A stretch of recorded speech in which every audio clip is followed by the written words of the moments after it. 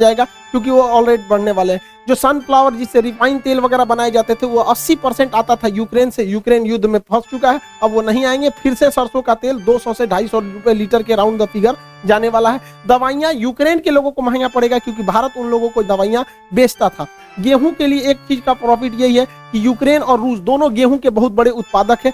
Ukraine के पास गेहूं का बहुत बड़ा भंडार था। यूक्रेन में एक घास का मैदान है जिसे कहते हैं स्टेपी, उसे bread basket of the world कहते हैं कि दुनिया में वो गेहूं वहां बहुत ज्यादा मात्रा में उत्पादित होता है। तो गेहूं का इन लोग के पास प्रोडक्शन गिरेगा, जिस वजह से गेहूं के रेट बढ़ेंगे। तो भारत उन गेहूं को विदेश में बेच सकता है और इस तत्कालिक समय के लिए फायदा कमा सकता है। ये भारत के लिए एक मौका है, वो भी हाथ से मत चला जाए, दिक्कत हो जाएगा। हालांकि रूस इसके लिए पहले से तैयार बैठा है। उसने अपनी अर्थव्यवस्था को बजट में जो पारित किया था उसको स्टेबल रखने की कोशिश किया। वहां पर्याप्त मात्रा में विदेशी भंडार रखे गए हैं। वो सोने का प्रचुर भंडार रख चुका है। अमेरिका ने उसके ऊपर सबसे खतरनाक प्रतिबंध लगाया है, स्विफ्ट बैन लगा दिया है। देखिए, दो तरह के बैंकिंग में कोड होते हैं। अगर आप देश के अंदर ही पैसा भेजना चाहते हैं तो आपको IFSC कोड लगते हैं। आप अगर ध्यान देंगे होंगे बैंक में कभी भी पैसा ट्रांसफर किए होंगे तो IFSC कोड लगा होगा। अगर आपको IFSC कोड नहीं पता है, बैंक से ट्रांसफर पैसा नहीं होगा।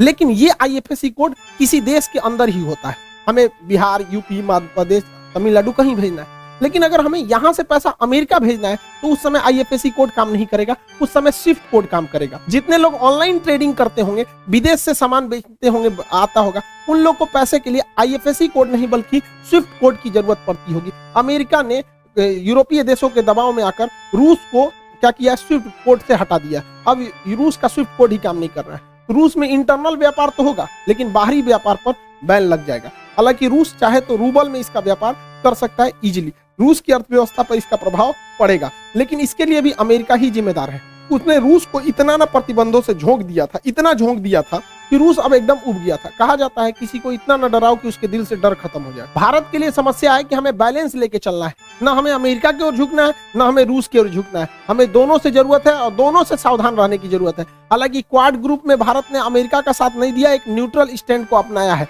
यूएनओ में भी भारत ने एब्सटेन करके मत न डाल के वो भी एक तरह के न्यूट्रल स्टैंड को अपनाया है। G20 में भी भारत बहुत कुछ नहीं कहने वाला है रूस के खिलाफ। हमें बैलेंस लेके चलना है, अमेरिका के कहने पे हम लोग को नहीं आना है, क्योंकि अगर हम अमेरिका के कहने पे चले आएंगे तो रूस हम चाइना के फेवर में चला जाएगा, क्योंकि वो भी देखेगा कि भैया आप अमेरिका के गुण गा रहे हो तो वो किसके पे गुण गाने लगेगा, चाइना का। और ये चाइना यही चाह ही रहा है, क्योंकि उधर यूक्रेन को कब्जा कर लेगा। यूक्रेन ले गया रूस, अब ताइवान लेके चला जाएगा चाइना, इसके बाद स्प्रेटले द्वीप लेगा, इसके बाद पैरासेल आइलैंड लेगा। ये चाइना के लिए प्लस पॉइंट होगा। अतः चाइना को रोकने के लिए हमें रूस के साथ रखना जरूरी है, साथ साथ अमेरिका का भी साथ देके चलना जरूरी है। तो हमें काफी मतलब बीच बचाव लेकर चलना चाहिए। सबका कारण है नाटो और अमेरिका के चक्कर में पूरी दुनिया आज सफर कर रही है। हमारे देश का सेंसेक्स नीचे गिर गया।